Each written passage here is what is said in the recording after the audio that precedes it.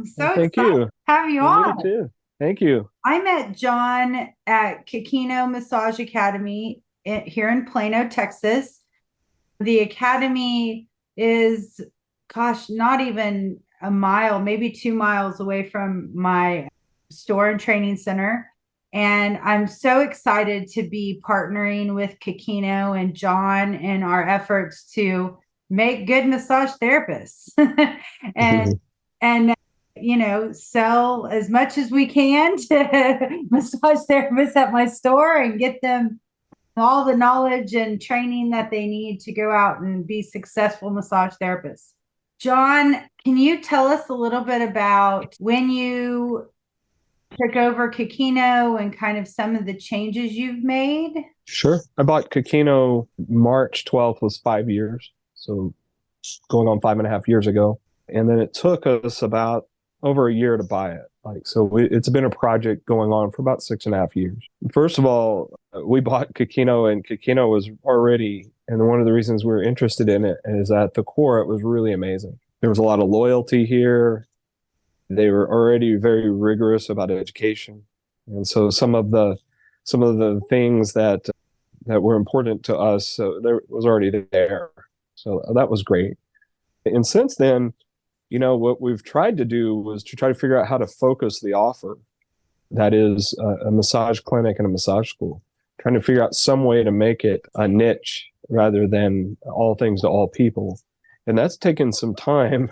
The first year, we kind of just gave up on that project. And then eventually, as we continue to work and dial it in and get more and more committed to producing students that were advanced, we were able to figure it out. We were able to figure out what's most unique about us is how our school and our clinic interact with each other. And so that's a big change we made here.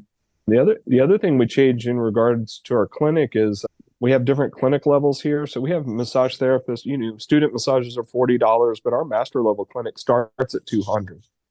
And so one of the things I had always said here is that the more advanced we get, the more expensive we should be, and that doesn't hurt the market. That actually helps the market. There's a lot of massage therapists that might even find themselves kind of offended by our prices at times. And what they'll find is that we have a large organization seeing more people than most because we have so many different levels of therapists. And if we don't move an advanced therapist really far up the line, then it leaves them competing with therapists at a lower price, which stops the market. So we've made that change. We've made a lot of physical changes here. This is a 6,500 square foot building.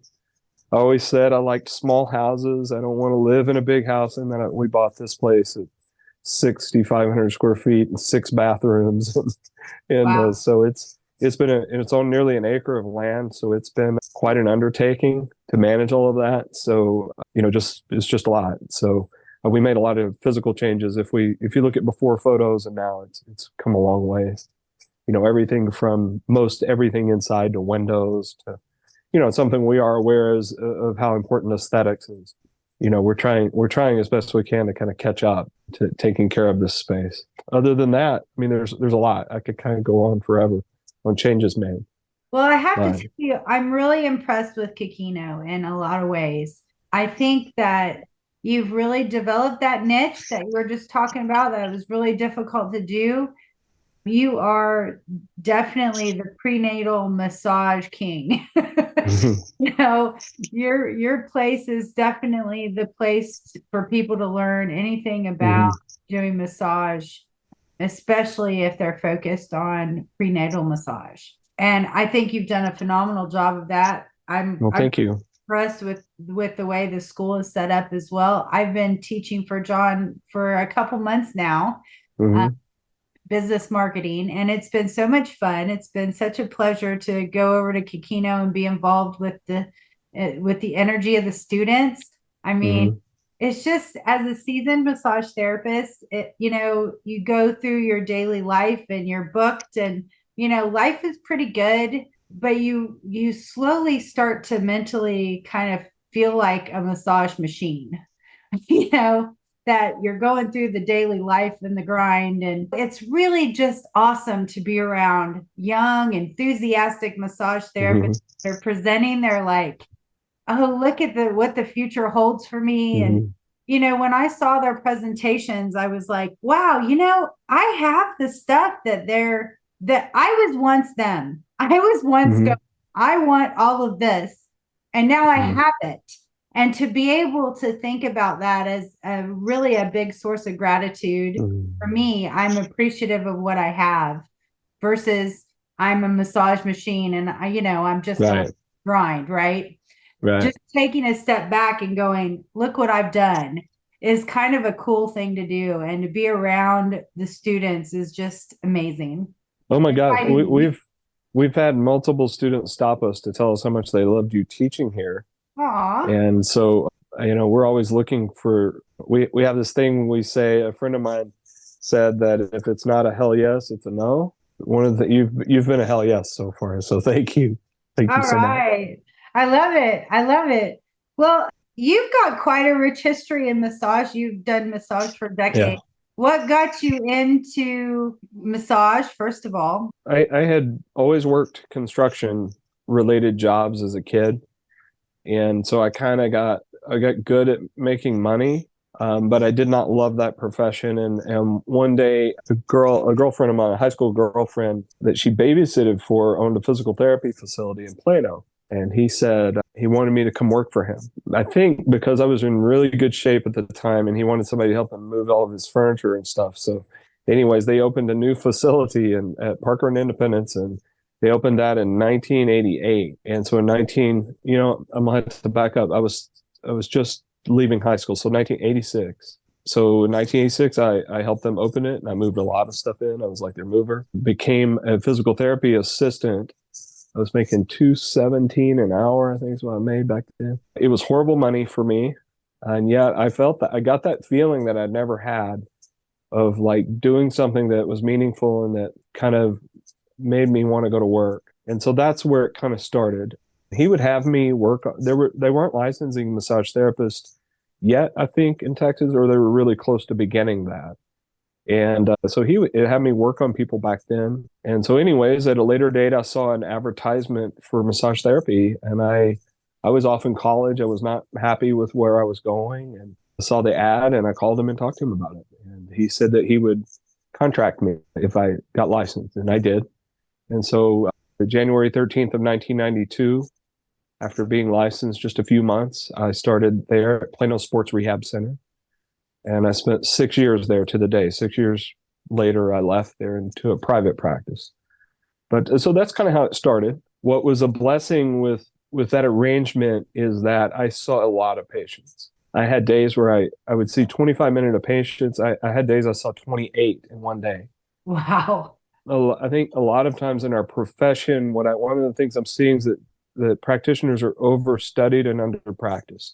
I was probably understudied and overpracticed, but I saw that it did allow, like if I took a Barnes myofascial course in 1992, 10 days later I knew how to do every technique I'd learned because I'd practiced it like 150 times in a week. So, there's a lot of value to that. But I went into that very busy practice and again spent 6 years there. One of the things that happened in that practice is I started seeing chronic pain patients. And so it was my first window into that this profession was actually going to keep me not bored.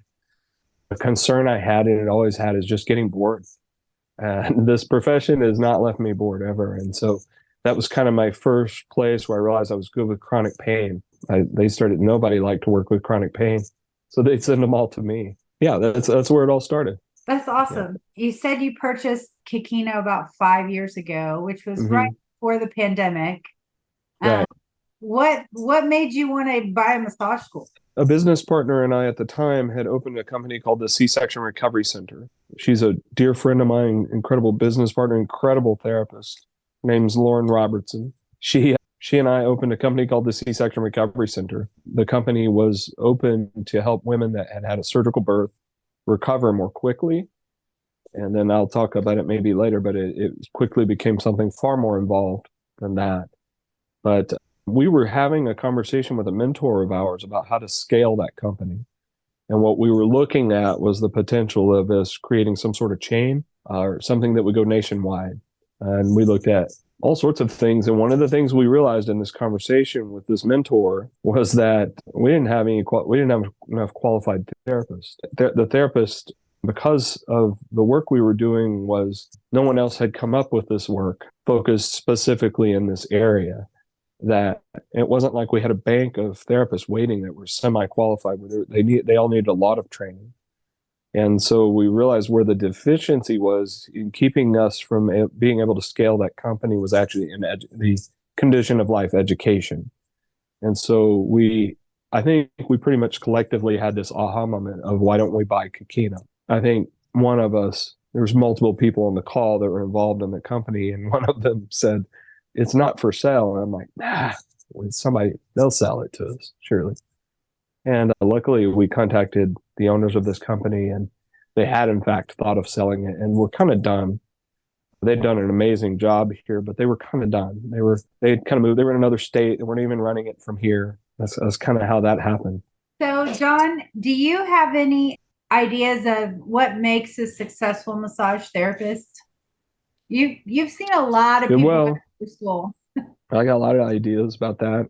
I think, first of all, I don't have to look at other therapists to figure out what makes a successful therapist. I can look to my own life and my own career. I'm nearly 32 years in doing this, and I've had a lot of success, but all of my success has been preceded by some sort of significant personal breakdown. So one of the things I would suggest is that you can find successful therapists when they are kind of monetizing their breakdowns, meaning they're taking their breakdowns and somehow turning them into some sort of breakthrough, some sort of personal growth opportunity.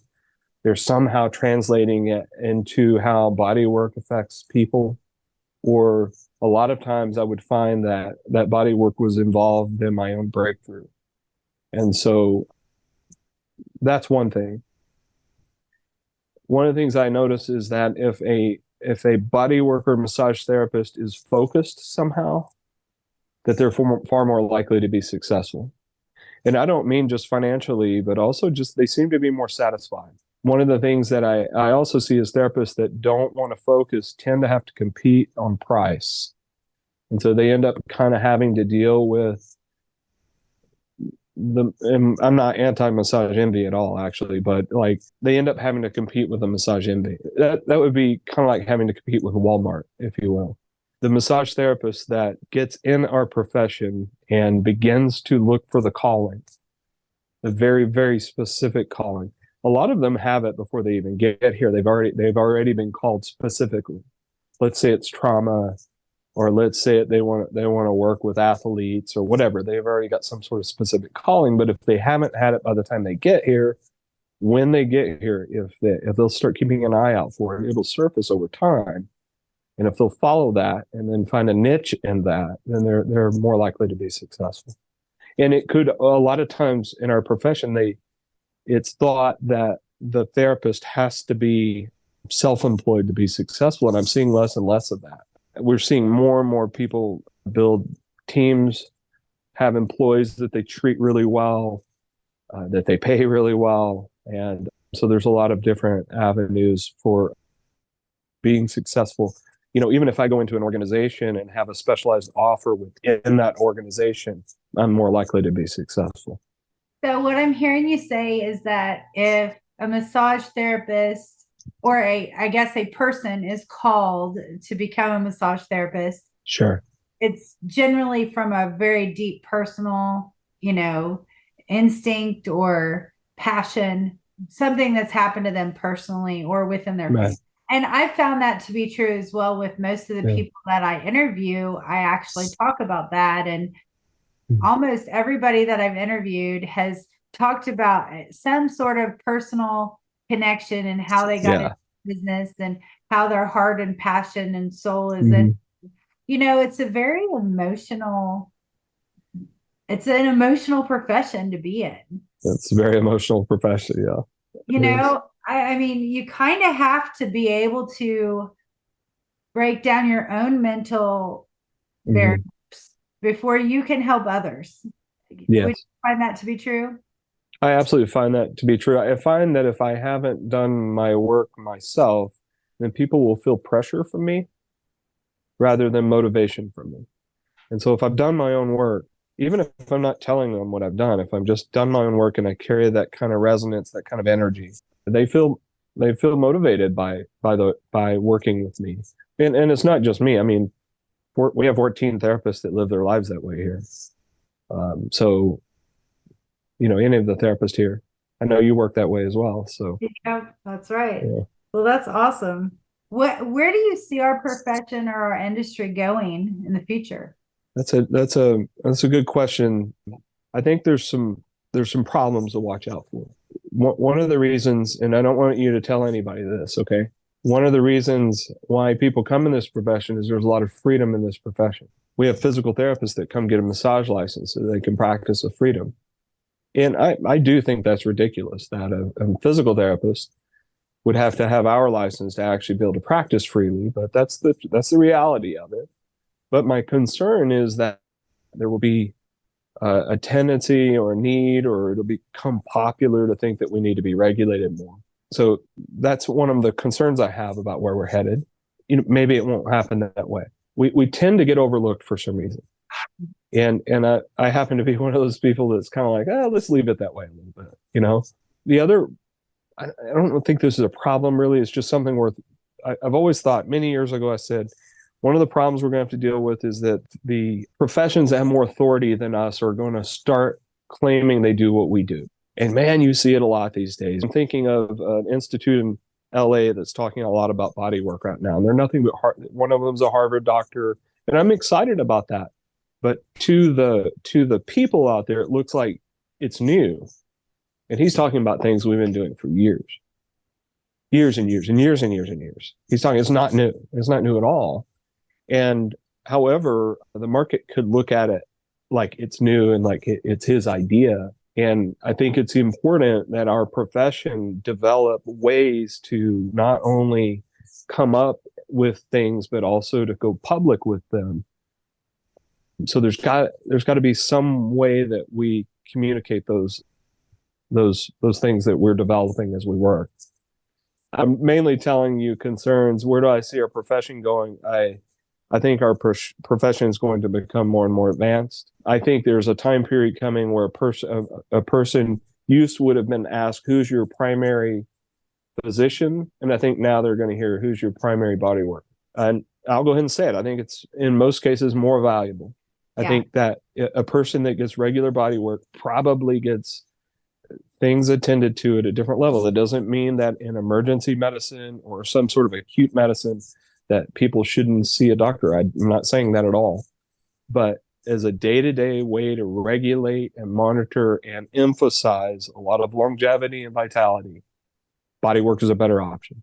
A lot better. It's more like the idea that they're focusing on preventative health care rather than putting out the fires. They're preventing. Right. Yeah. Absolutely. Well, you think like as you and I go to work on someone, half of what we catch they know about, and the other half they didn't even know about. They didn't even know something was smoldering over here, and we get to catch those things and hopefully clear them. Half is generous. Yeah, that's true. That's good. Yeah, I mean, do you believe that our profession is moving into a more niche industry? I mean, we talk about niche a lot in the marketing class. I believe that to be true. What do you think? I think we're going to have to do some work to stake claim to a niche. I think that the other professions, everything from doctors, osteopaths, physical therapists, occupational therapists, are all going to step into those same areas because let's face it, all of us, we want to do the right thing, but we're also following money. And the fact is that the public is about to become saturated with a new belief. And the new belief is that body work is essential, and it's not only essential physically, but it's essential mentally. And when that happens, we're not going to be the only ones in that. And so I think it's important for us to have a voice somewhere, and maybe it's podcast. But I think it's important for us to have a voice somewhere to begin to craft a niche. And for me, it would be like how trauma is held in the body, or it would be like, how is the autonomic nervous system deactivated, or something like that? Or is there an incomplete biological process that needs to be completed? It would be one of those. It would be some area like that that we would need to stake claim over and begin to train therapists to do those things. And we're doing that here. So, well, and I've seen a lot more people that are cross-trained in things yeah. like massage and yoga, or massage Mm-hmm. and counseling, or counseling and yoga, or, Right. kinds of things, PT and massage, we talked about that. We've seen a lot of chiropractors become massage therapists and vice versa. I feel like that's kind of where we're headed, where we're going to have these cross-trained people that have their lanes. And I feel like that's where success will, take us down that. I think any time that our practice can be mirror or reflective of reality, it's going to do well. And so as we cross over these different disciplines, I mean, the human body's not divided. So why should the disciplines be divided? And so one of the things it causes when these disciplines are divided in Western medicine is it causes a breakdown in health. And it's funny, you look at emergency medicine in America, and it's not divided at all. It's not chasing symptoms. It's really good stuff, But when we get into these other medicines, they're all divided. And the thing is, for the body worker in these that have melded different disciplines, I think it's working well, because I think it's how the body actually works. I completely agree with you on something you said earlier too. And I feel the same way, which is I get bored easily. And I'm really happy to be involved with this profession that I can grow with, and it can grow with me, and I can take it as far as I want to. And I've still got momentum, and I've been in this 17 years. I mean, I know you've got a few years on me, and you've still got momentum, and I like seeing that. I really, I want to kind of ride in that wake of people that are, really defining the profession for us. And I appreciate you trendsetters doing that for us, because we're all kind of learning as we go, and we have to navigate and adapt to our times. I mean, look what we went through with the pandemic. Right. Now, how did Kekino fare during the pandemic? How did you keep it afloat? I always say we put it in an induced coma. Being in the leadership here, that was one of those moments in my life where I made some good guesses on how to save this company from any kind of demise related to it. Because, we stopped the function of the company for a while, and yet a lot of the bills and things didn't stop. So we're still here, and we're doing really well. But there was a time period, though, that was really challenging. Yeah, it was we sat down with all the people that are important to us around bookkeeping and CPA, and we just had the hard conversation of what do we need to do to make this thing like insanely lean. And so we began doing that, and we're not as lean as we were then, but it did change us. We're willing to accept the positive aspects of that time period, and that it cleaned us up a little bit. We definitely got more lean, and we a lot of times we'll go back to that and do a review of everything to see if we can't get things a little more lean so that we're safe, because we're probably going to experience something like that again. Yeah, I mean, I would imagine. Who knows what the future Who holds? knows? I mean, I think we all learned something about being more adaptable, for sure. One of the things we noticed was that the constraint of COVID, if anything, it produced creativity. Yeah. And I'm always I wouldn't say I'm an optimist at all, but I'm always willing to kind of spin something and see what I can get out of it. And what I would say I got out of COVID is I got to practice creativity. I like creativity. And I saw a lot of people across the world becoming more creative. I noticed that people that had never done art were doing art. I just noticed people being more creative. And it made me think about how constraint is actually where creativity is made. And that most of the world would say creativity comes from freedom. I'm like, that's not actually true. If you look at times that historically in wars and all sorts of things, people have been incredibly creative. And I think that's what we got out of that. And so we use those principles here, even in our teaching. We're not like intentionally stressing out our students or anything, but we provide a lot of constraint here. We only train 60 students a year here, but we try to constrain things pretty tight because we know that they'll be more creative if we do. Well, We you, got a lot of lessons out of it. So yeah, I mean, you kind of have to, if you're running a massage school, you have to have, you know, a lot of discipline and, you know, the curriculum. And I love the way you've got your curriculum set up where, you know, you bring in an expert for yeah, each subject that you're teaching. And I've never seen any other massage school do that before. And kudos to you for doing that thank because you. Thank you. I think that's genius, to be honest. It's funny. We took the business class is 11 4-hour classes plus one. So 45 hours. There's a bunch of stuff in there. I don't want to teach it. There's several reasons I don't want to.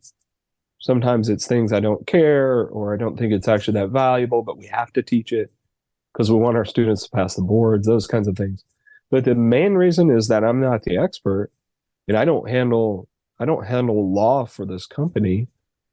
I don't handle the legal services. I don't handle the CPA services, and I don't handle bookkeeping, and I don't handle the marketing, maybe a little bit, but not much. You know, mainly like strategic direction and vision. And so, why in the world would I teach those things? And so, when we started crafting this business class, and first of all, the challenge is just getting a business class that people like it all because it's hard. It's a lot of information of stuff that people just feels very daunting.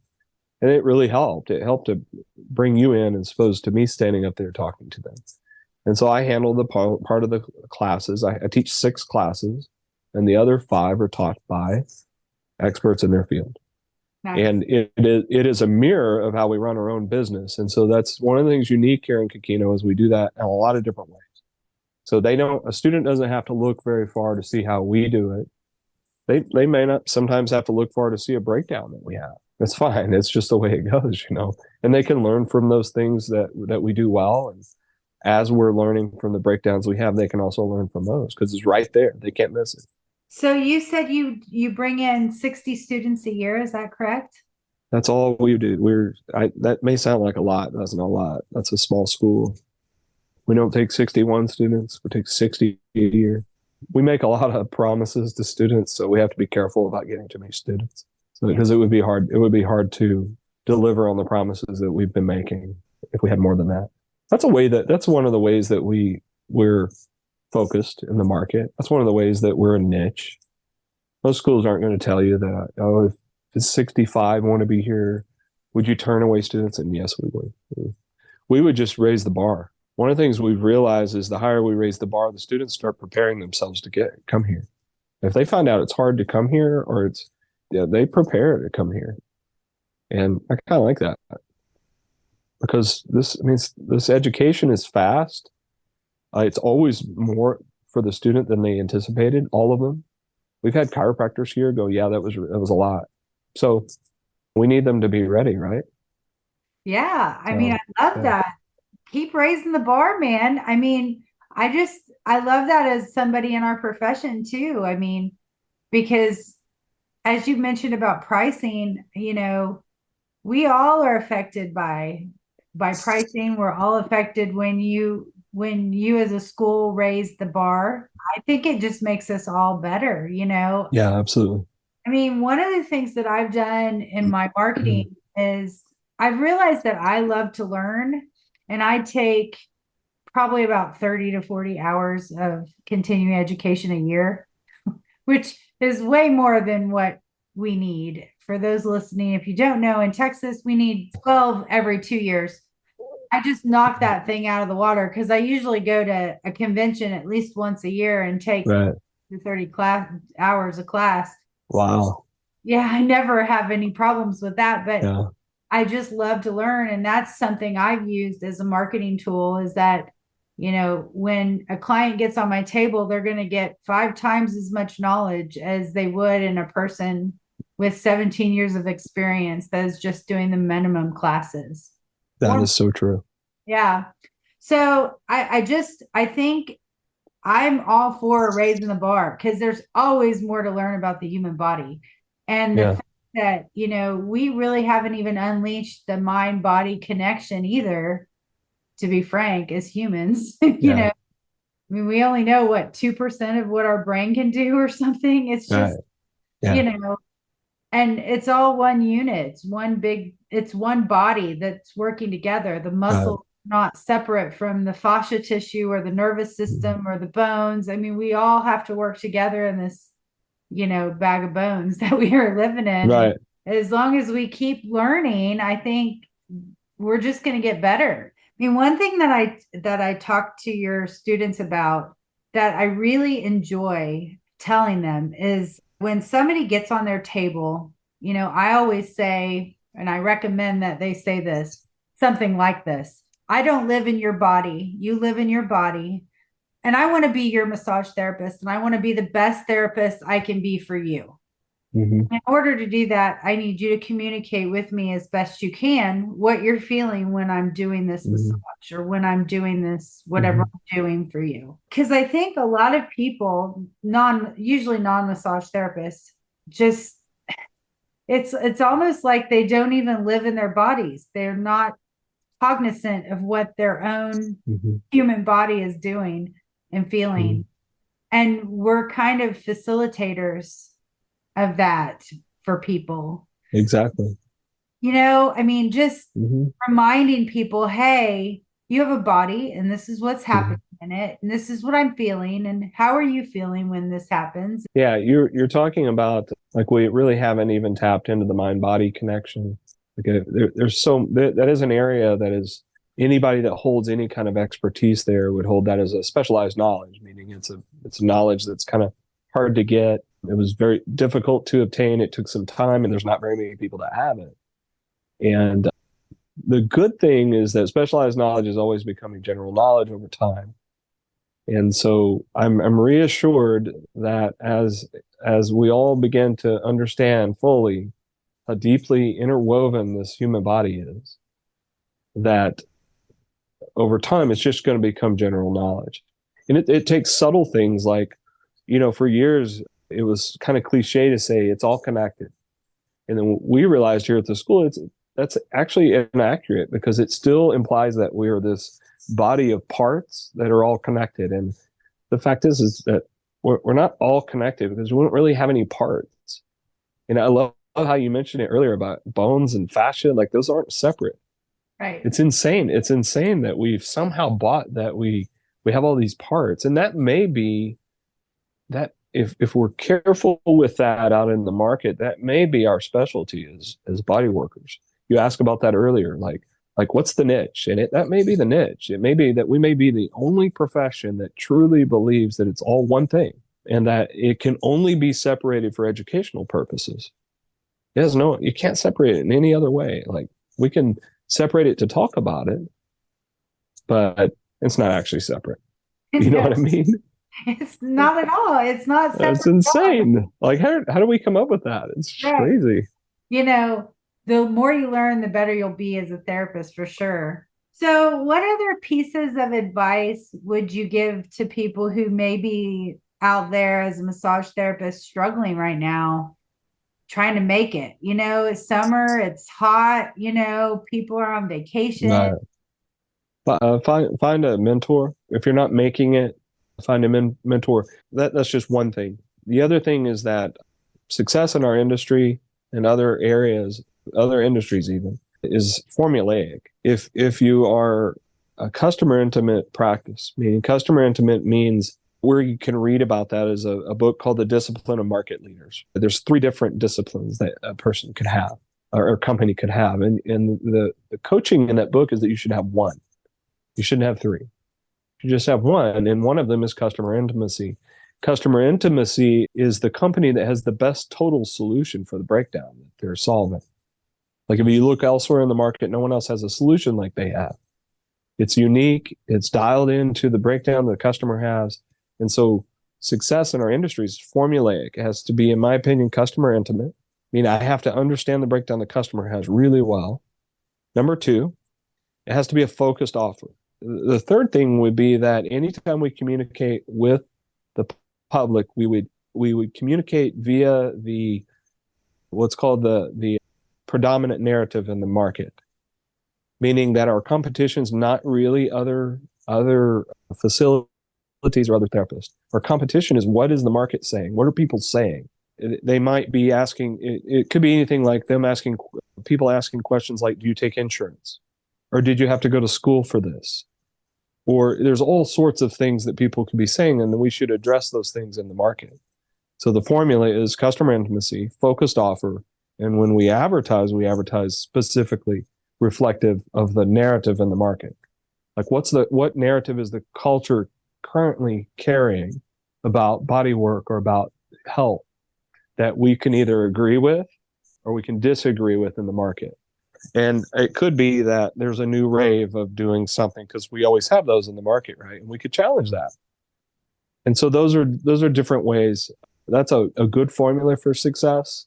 I think another thing that I think is really important is that people are trying to do things alone. I've studied transactional philosophy for 8 or 9 years with a company out of California that kind of does a privatized kind of MBA kind of program, but specifically around transactional philosophy. And transactional philosophy would suggest that for a transaction of any kind to be successful, all of the parts, all the personalities, and all the people would have to be there. So if a person is experiencing a breakdown, that would then indicate that there's some sort of breakdown or deficiency in some part of that transaction. And for me, it's usually a person is missing, because each personality that a person carries looks at the world in a little different way. And in a company, you should probably have all of those represented. So a lot of times people that are struggling in the market, you'll find them kind of isolated. So I don't know if I'm answering your question or not. Oh, yeah, you did very well. I mean, yeah.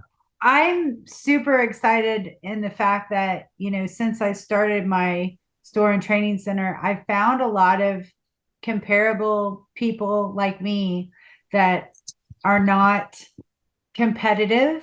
We're collaborating. Mm-hmm. And I feel like our industry really does a very good job of breeding those kinds of people that sure. we're not in competition with each other. I mean, like dentists and chiropractors, you'll find them on every corner in Plano, Texas. I mean, right. Next to Starbucks, there's a dentist, there's a chiropractor. Right. And, I'm just thankful that I'm not in those businesses, but at the same time, there's a massage therapist on almost every corner too. Yeah. But I'm booked until September. Right. What does that say about my business, right? My business, I mean, and some of the things that you were talking about is kind of a focus on what the market's telling us. What are the problems out there that we can solve, right? When I first opened my business, I focused on getting dentists in my door because they have disposable income. Usually they're usually a lot more, higher income. Off on Fridays. Yeah, they're off on Fridays. My books are full on Fridays because of book your Fridays. Yep. They hold their arms up, taking care of people all day long, and they need our help. And so I fostered this, dentist group, and I still have lots and lots of people I work on in the dental industry. And I've created a market around that because I saw a problem that needed to be fixed. Now, that doesn't necessarily mean that that's, I think, what the future holds for massage. I think that was just something I went forward with because of a demographic. Right. If we see a trend with, for instance, all of these retirement people are playing pickleball now, and maybe causes some sort of supination problem in their arm. Right. Thing, I don't know. Maybe you're the pickleball expert in massage therapy.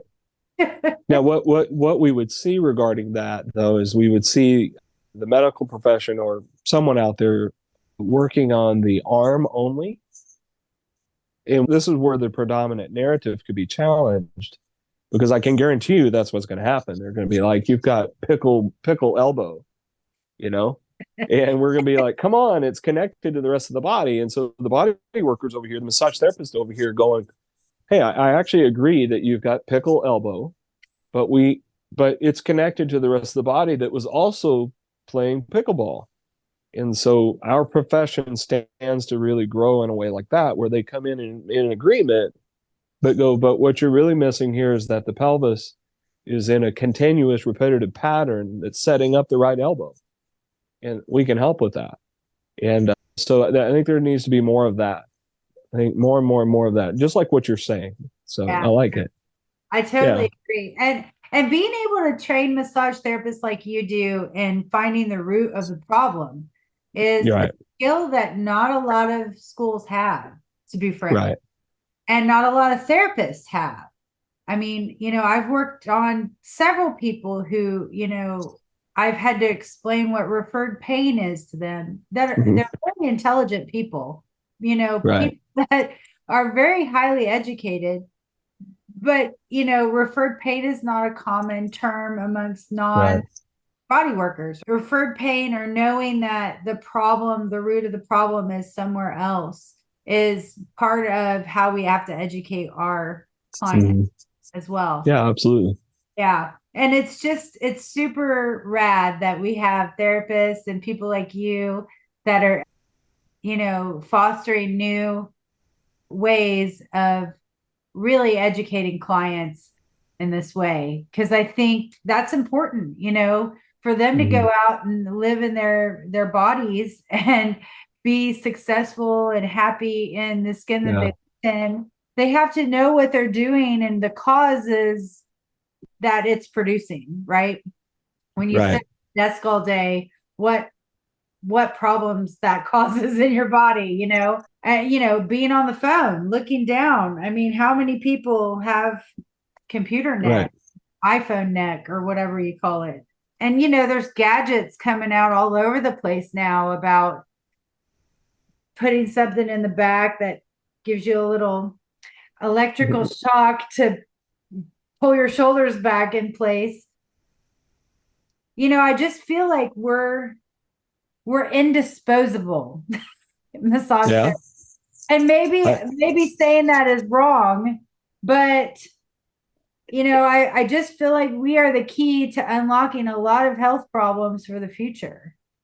I agree. I think the key is actually, generally speaking, it's touch. And the reason I like to kind of back up and put it in that way instead of in a profession is because one of the things we want to do is we want to promote more touch across the board. Because if our culture were to hold the proper value for touch, this would be a completely different world. One of the things that has happened to our culture is it lost touch. And one of the places it lost it the most is in medicine, where a person could receive a complex diagnosis without ever being touched. Yeah. No palpation skills, nothing. Or a person could that didn't need it could birth a baby without, surgically, like without it actually being needed. And those kinds of things have a profound effect on the body, as we know. And so I agree. I think we're in an indisposable industry. Absolutely. Yeah, absolutely. Well, and I think as we move forward and, hopefully society will embrace more of the non-sexual touch. I think that's important for us to go back to that, hugging people every day. Yes. Giving a handshake. I mean, I understand that there's a lot of faux pas around it right now in our society with Me Too. And I totally agree with those things. If you're not comfortable with being touched, you shouldn't be touched.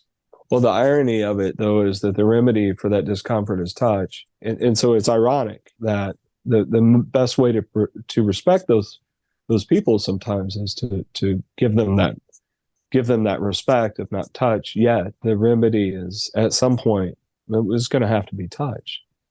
Yeah. no other way to remedy it. Well, You and know? I met a massage therapist whose specialty is working with people who are traumatized by touch, who've Yeah. had trauma in the past. And it's just amazing and incredible that these people exist and that Right. they're coming up with protocols and ways to like overcome these fears for people. Yeah. She said that sometimes she'll go through a whole hour of service and the only thing that she does is touch the back of their hand. Oh, wow. And that was one step closer to being able to be touched. And if you want to tell a story about what's so unique about our profession, that's a good story to tell. It is. That's amazing. What an incredible story. Because what other holds that kind of reverence and that kind of patience? I mean, seriously, that's amazing. What a It gift. is amazing. I'm just blown away by the fact that she's got the patience and the kindness to hold somebody like that for an hour. Yeah, that's incredible. Well, I think that's a good time to wrap up anyway. We've talked about a lot of great things, and I think our listeners have a lot to listen to and think about and ponder. I mean, I could talk about this stuff all day with you. Me too. It's just a fun topic for me, and I'm excited about our industry, and I'm excited too. I'm really, really happy to. I want to say thank you to you. When I heard you were opening a store, I don't know if you realized that I contacted you within seconds, literally. Like I did not wait. I didn't think about it. Like I contacted you because I think it's a really good sign for our industry that there's a store on the ground again. Those of us who've been around a while that can remember there being a store. I remember as a young therapist in the early 90s, I would go to that store. I would go there and I would just walk around.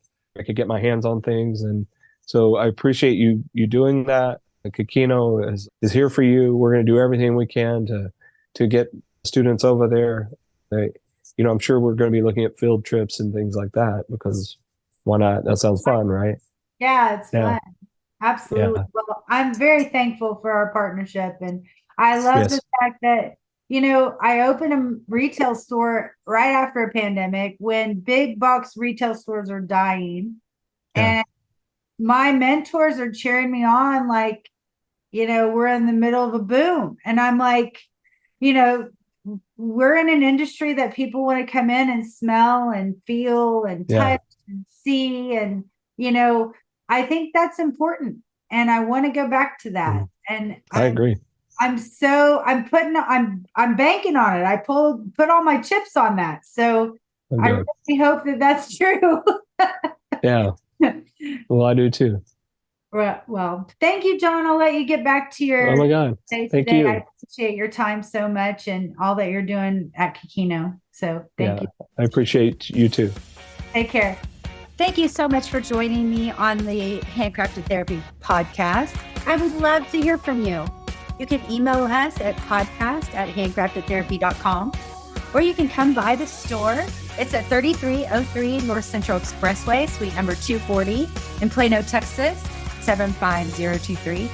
Or you can connect with me on social, Instagram, Facebook, #HandcraftedTherapy. I'm Julie Alexander, and I wish you a very happy and healthy day.